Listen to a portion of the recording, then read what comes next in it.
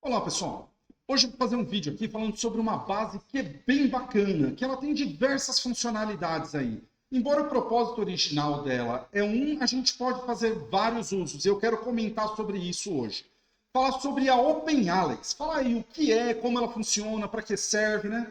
E é uma base extremamente legal que eu acho interessante. É uma base fonte dos dados que eu trabalho mesmo, fonte dos dados que eu faço as minhas pesquisas. E ela é um grafo de conhecimento científico aberto para o mundo.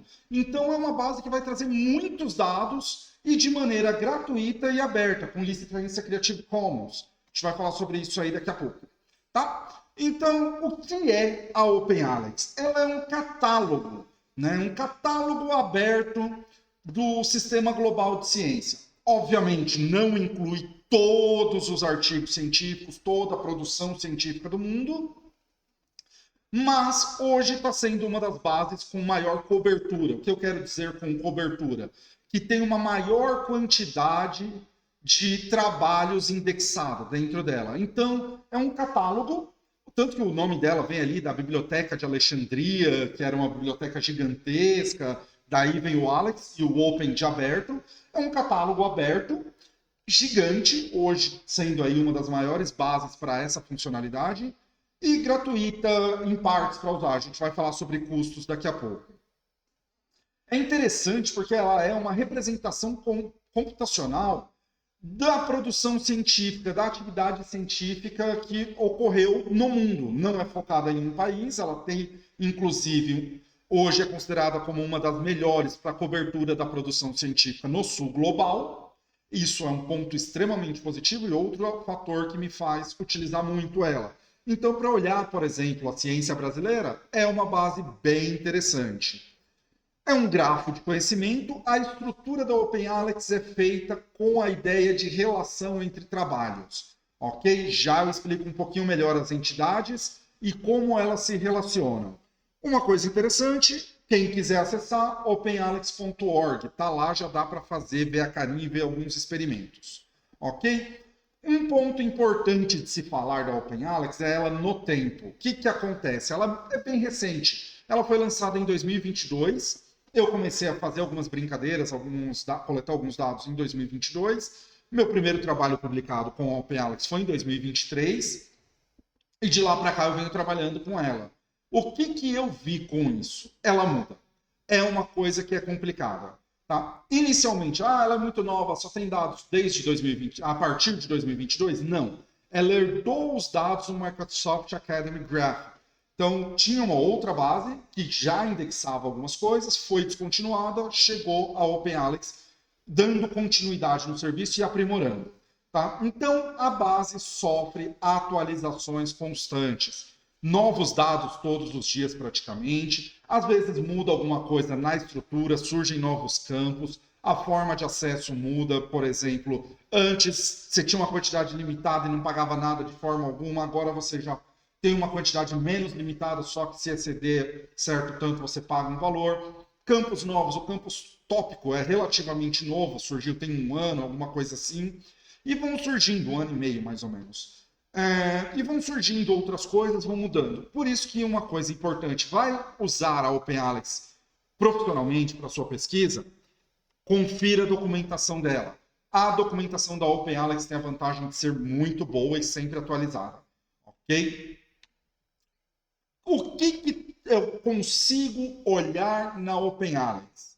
Eu coloquei aqui trabalhos científicos em vermelho por um motivo importante. A OpenAlex, basicamente, ela indexa works, são trabalhos. Tem vários tipos de trabalhos, datasets, proceedings, dissertation, tem vários tipos ali, né, de trabalhos científicos, mas ela gera toda essa relação, esse grafo que eu comentei anteriormente que ela gera, é com base nos trabalhos. Então, ela indexa um trabalho, coleta informações. Por exemplo, quem foi o pesquisador desse trabalho? Quem são os autores? Aonde, né? Quem são os autores? Aonde ele foi publicado? Quais são as fontes? Né? Qual o periódico que ele foi? Outra coisa nova. Quem foram os financiadores desses trabalhos? Ele também indexa isso. Hoje em dia está sendo bem popular. Áreas, aqui ele faz uma inferência de quais as áreas e o tópico daquele trabalho, com base na revista, com base nas citações, tema para outro vídeo. A instituição ao qual os pesquisadores assinaram que eram pertencentes no momento, os trabalhos dentro da própria rede, né, que citaram esse trabalho, então a gente consegue conferir ali citações. Então, ela, a partir do Works, a partir do Trabalhos, ela tem diversas outras entidades que nós conseguimos olhar, ok? E fazer análise em nível, tendo aí como objeto de estudo diferentes formas, ou vários olhares. Isso é bem interessante na base. Beleza, eu estou falando aqui para vocês que ela tem um montão de dados, ela tem um monte de coisa, tem um monte de entidades e é gratuita. Mas da onde vêm esses dados? Uma coisa interessante, a OpenAlex, ela, por isso que eu falo um catálogo o tempo todo, um catálogo, porque ela na verdade é uma base agregadora. Ela coleta dados de diferentes fontes, por exemplo, Crossref, SSN, Ampeyral, DOAJ, PubMed, ORCID e algumas outras coisas aí, alguns repositórios científicos, ela vai coletando. Por exemplo, o Zenodo, eu sei que ela coleta. E com base nisso, ela organiza, integra, tenta desambiguar, faz vários trabalhos em cima desses dados coletados e nos disponibiliza de maneira gratuita.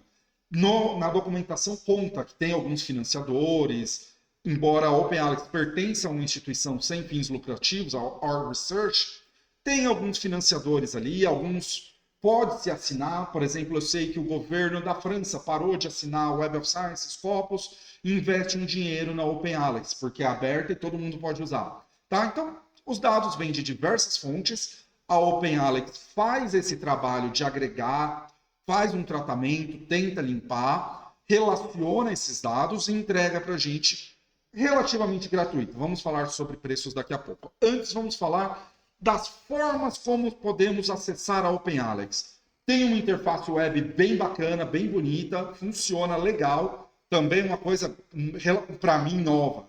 Veio faz pouco tempo. O grande forte dela sempre foi a ideia de API. Disponibilizar de maneira fácil grandes volumes de dados para quem mexe com programação, ok? Então, quem usa Python, R, JavaScript ou qualquer outra linguagem que acesse a API, consiga fazer requisições ali HTTP, vai conseguir. E quem tiver aí com a disposição, ela também disponibiliza o snapshot. Você pode fazer ali, baixar completa a base e colocar no seu computador. Todo o código dela é código aberto e a licença, Creative Commons, pode ser usado livremente. Então, dado aberto ali para a gente utilizar e reutilizar. Pode fazer trabalhos e coisas afins, ok? Então, os dados da OpenAlex foram feitos para serem usados computacionalmente. Isso é bem bacana, certo? Custos, que eu já falei algumas vezes. Depois eu falo. A OpenAlex, ela fornece... tanto que esse slide aqui eu tirei o print direto da documentação hoje, que eu acho que eles são bem transparentes nesse sentido. Tá? Ela fornece $1 gratuito para usar por dia. Tá? Quanto custa algumas coisas? 1000 chamadas que eu fizer na API da OpenAlex. Se eu fizer, por exemplo, por DOI ou por ID de um trabalho, ID de uma instituição, posso fazer quantos eu quiser livremente, não é cobrado. Se eu fizer uma lista mais filtro, 1000 chamadas custa 10 centavos de dólar. Então eu posso fazer um montão dessas chamadas que ainda $1 vai cobrir. Inclusive, eles dão algumas dicas aqui, faça chamada de 100 em 100, ok? Use por page 100 em 100, que você ainda multiplica a quantidade de trabalhos que você consegue. Então, veja, se eu fizer 1000 chamadas de 100 em 100, já vou para 100.000 chamadas. E aí, então, veja que é uma quantidade interessante que eu consigo usar com $1. Eles dão alguns exemplos. Por exemplo, usando esse lista e filtro, eu consigo toda a produção do MIT de 2024, que dá ali em torno de 1 milhão e tal. Isso é legal. Aí, se eu quiser fazer busca semântica, já é um pouco mais caro. 1000 chamadas custam $1. Mas veja, mesmo com que custa um pouco mais caro, 1000 chamadas, né? E se eu quiser texto completo, quiser baixar os PDFs que ela indexa, aí eu só consigo fazer 100 no dia de maneira gratuita, ok? Então o custo da OpenAlex é bem interessante, é bem aceitável e eu posso comprar mais créditos. Esse $1 eu ganho gratuito todos os dias. Dica, brasileiros, vira às 9 da noite, no 0 GMT, no horário 0, às 9 da noite. Então, se eu começo uma consulta ali 20 para as 9, 8 e meia, 8 horas, eu sei que minha consulta leva 2 horas, pego 2 cotas, beleza? Fica a dica aí. Um exemplo, mas o que eu consigo ver na OpenAlex? Eu posso, por exemplo, eu quero medir a produção de inteligência artificial no Brasil. Pego tudo que é do tópico inteligência artificial, faço uma evolução temporal, vejo quem são as pessoas que colaboram, as instituições, todas aquelas entidades que a gente viu no outro slide, posso ver como elas interatuam. Quem são os pesquisadores, os atores mais relevantes, como que é a internacionalização, ou seja, quem colabora com quem de fora, de outros países e por aí vai. Eu consigo fazer esse comportamento da ciência com base nesses dados vindos da OpenAlex, ok? Aí é o que eu comentei, a OpenAlex ela tem diversas funcionalidades, pode ter vários usos aí. Pessoal, por exemplo, da ciência da informação, que precisa monitorar, precisa coletar, medir, produzir com base na produção científica, né? Faz aí a nossa meta-ciência. Então, a gente consegue olhar essas coisas que eu falei, produção científica, colaboração, ter mapas de como que foi a produção de um determinado tema e afins. Então, combina ali as questões tradicionais com o da ciência da informação, da ciência aí, da cientometria, da bibliometria, traz essas técnicas clássicas e pode dar uma pitada da ciência de dados nisso, porque a gente já vai ter um volume de dados bem significativo e disponível para uso computacional pesado aí.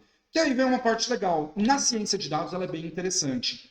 Então, é um laboratório gigantesco, com dados reais, completos, ideal para estudar. O propósito principal do canal aqui é sempre dar dicas de estudo, né? Principalmente com coisas computacionais. E onde está a dica desse vídeo? A dica é essa. Gente, aqueles datasets, por exemplo, da IRIS, lá das pétalas, sépalas, é muito legal para quem está estudando ciência de dados. É muito bacana, mas é limitado. Quando a gente pega dados prontos, assim, dataset pronto, ele vem pronto para dar certo. Quando a gente vai para dados reais, que nem, por exemplo, o caso da OpenAlex, tem centenas de milhões de registros ali. Precisa ser trabalhado, vai fazer um fluxo de ciência de dados bem bacana. Excelente para estudar ciência de dados. Trabalhar com essa ideia de redes, tanto gráficos direcionados quanto não direcionados, né? Dá para trabalhar aí a depender da criatividade. Classificação, integração de dados, fazer qualidade dos dados em grande escala. Por exemplo, o Brasil hoje deve estar com 4 milhões de registros indexados na OpenAlex. Já é uma base para brincar legal, dá para estudar bem forte, olhando como ciência de dados. Uma pergunta que fazem, isso é recorrente, é confiável? Depende. Algumas dicas. A OpenAlex, eu não gosto muito dela quando eu quero fazer um experimento a nível pessoa. Por exemplo, eu quero, o meu objeto de estudo são as pessoas, porque às vezes ela não vai desambiguar nome direito, às vezes ela vai separar nomes, tem que fazer alguns tratamentos. Então precisa ter um olhar a mais quando vai fazer esse tipo de coisa. Algumas afiliações podem não estar perfeitas. Por exemplo, eu já vi casos real que acontece de vez em quando. A pessoa trabalha na Universidade da República no Uruguai, indexa como Universidade da República no Chile. Então, algumas coisas de afiliações acontecem, algumas citações que não são identificadas, tá? Autor, uma publicação é do Wellington Barbosa Rodrigues, vai para o William Barbosa Rodrigues ou para o WB Rodrigues. Esse tipo de coisinha acontece. Quando você olha num nível mais global, tende a ter uma precisão muito boa, tende a ser legal, dar uma representação. Quando você vai num nível muito específico, ela às vezes tem essas problemáticas. Não sou tão fanboy assim da OpenAlex para só falar dos pontos positivos. Tem que dizer a real e é essa. Parte de tópicos dela não é tão perfeita. Categorização do tipo de trabalho eu não recomendo utilizar. Ela indexa muito superior às outras, como article. Tá? Então, algumas coisas desse tipo. A ideia básica é use criticamente a OpenAlex. Não acredite que ela é uma verdade absoluta. Ela é construída com base em dados, com curadoria computacional e com modelos que simplificam a realidade. Tá? Algumas coisas aí que ela serve: descoberta e mapeamento, análise de rede, desenvolvimento e ciência de dados. Eu acho, novamente, muito bacana para estudos em ciência de dados. O grande diferencial dela é que ela, além de só uma interface para você coletar dados, ela entrega dados para que você construa suas próprias formas de investigar e analisar. Então, ela vai trazer aí um retrato da ciência de uma maneira mais exposta do que se eu pegar uma planilha pronta, toda certinha, ou só fizer ali um painel, alguma coisa. Ela permite análises, manipulações e, novamente, você pode usar ela como fonte para aplicar técnicas mais arrojadas, como em ciência de dados. Tá? Então, acho que com isso a gente consegue terminar uma apresentação e depois fazemos mais vídeos aí falando sobre a OpenAlex e como explorar todo esse universo dela. Obrigado, gente!